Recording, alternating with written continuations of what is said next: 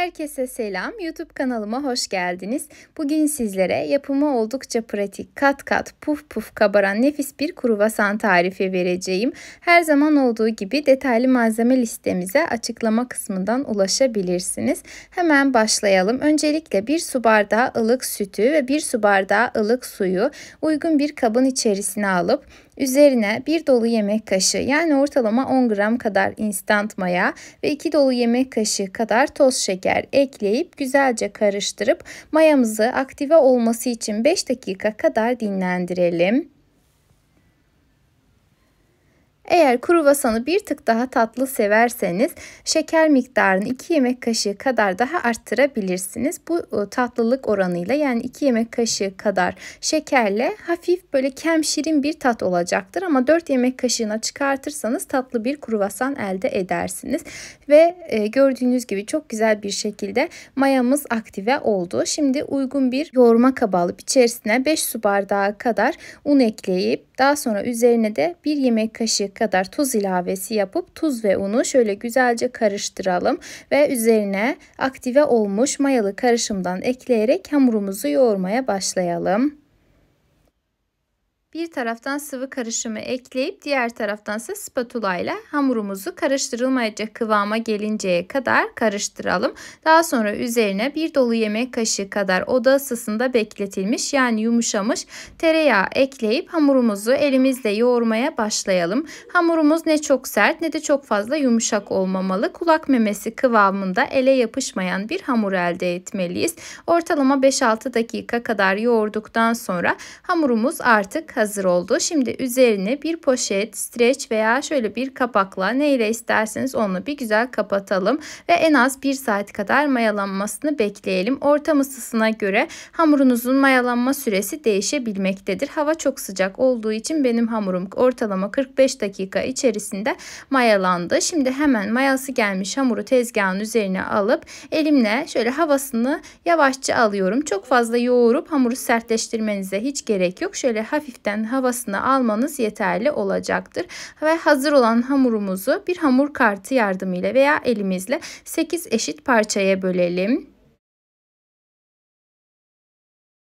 Hamurları elimizle beze haline getirelim. Hamurumuz yumuşacık ve ele yapışmayan olduğu için bu aşamaların hiçbirisinde un kullanma gereği duymadım. Toplamda 9 adet beze elde ettim. Hazır olan bezeleri hemen şöyle bir tepsinin üzerine alıp üzerlerini bir mutfak beziyle kapatıyorum ve ilk yapmış olduğum bezeden başlayarak merdane yardımıyla birazcık büyütüyorum. Dilerseniz oklava da kullanabilirsiniz. Bu aşamada yapışmaması için çok az miktarda un kullandım. Bir hamuru açıp kenara aldıktan sonra geriye kalan hamurların tamamını da aynı şekilde açmaya devam ettim. Daha sonra yanıma yumuşamış tereyağı aldım ve bir tane de servis tabağı alıp hazır olan yani bekletmiş olduğum yağdan hamurların bir tanesinin üzerine sürüp geriye kalan hamurları da üst üste yerleştiriyorum ve bu şekilde hamur bitene kadar devam ediyorum. Bu aşamada kesinlikle tamamen eritilmiş tereyağı kullanmamanızı tavsiye ediyorum. Yoksa aksi takdirde hamuru çok uzun süre dinlendirmeniz gerekecek. Yani içerisinde tereyağının sertleşmesi çok daha fazla zaman alacaktır.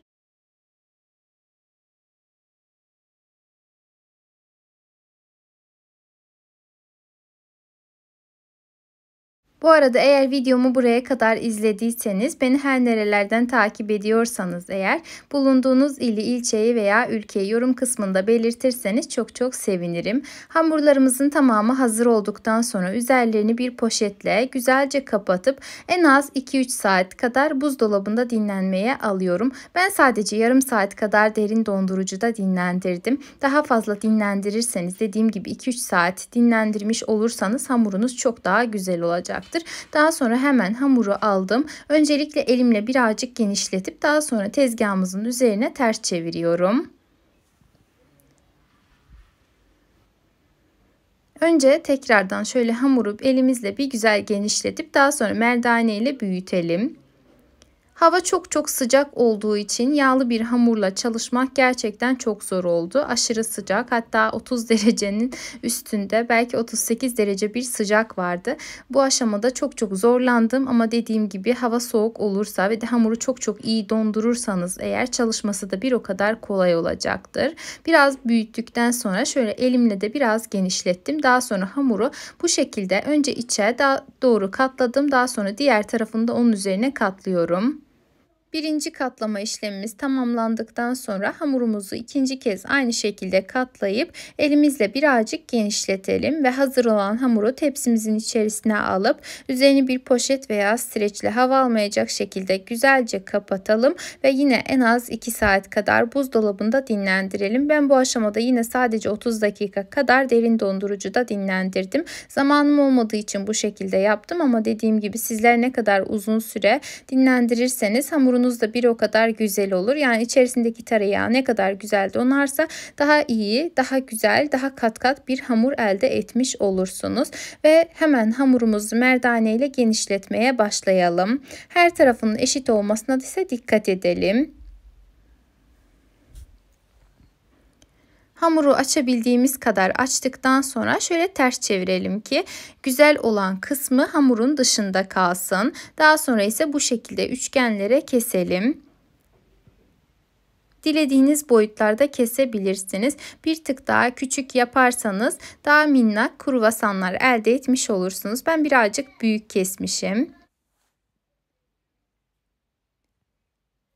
Hamuru sararken kenarlarının çok daha düzgün ve güzel görünmesi için ise şöyle kenarında kalan kalın kısımları da bıçakla kesip çıkartalım. Daha sonra artık kruvasanlarımızı yani hamurlarımızı sarabiliriz. Öncelikle orta kısmından bir çizik atıp daha sonra sarmaya başlarsanız görüntüsü çok daha güzel olacaktır. Ben sade olacak şekilde hazırladım. Dilerseniz sürülebilir çikolataları buzdolabında dondurup daha sonra ara kısmına koyarak o şekilde de hazırlayabilirsiniz veya peynirli farklı iç harçlarıyla da hazırlanabilir. Gayet güzel olacaktır. Şöyle hemen bir tanesini daha hızlıca gösteriyorum. Orta kısmından keselim ki kenarları çok daha güzel görünsün. Sararken hem görüntüsü güzel olacaktır hem de daha kolay kesilecektir. Gördüğünüz gibi kat kat ve de çok güzel bir hamur. Tek sorun havanın aşırı sıcak olması ve çalışmakta zorluk çekmemdi. Onun dışında gerçekten çok çok güzel bir kruvasan elde etmiş oldum. Bu arada eğer tarifimi buraya kadar izlediyseniz, beni her nerelerden takip ediyorsanız eğer bulunduğunuz ili, ilçeyi veya ülkeyi yorum kısmına yazarsanız çok çok sevinirim.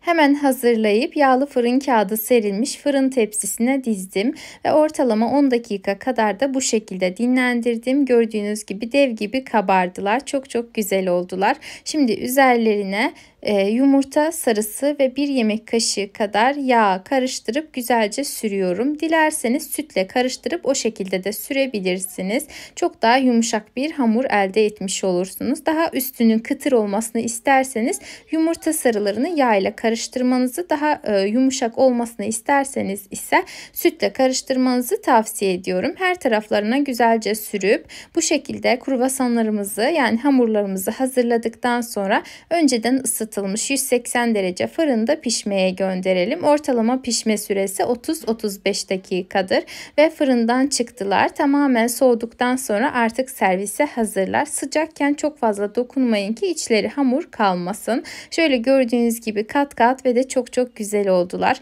Umarım tarifimi denersiniz. Eğer beğendiyseniz beğeni bırakmayı, yorum yazmayı, kaydetmeyi ve de paylaşmayı ihmal etmeyin. Bir sonraki videolu tariflerimde görüşmek üzere. Kendinize çok çok iyi bakın. Allah'a emanet olun.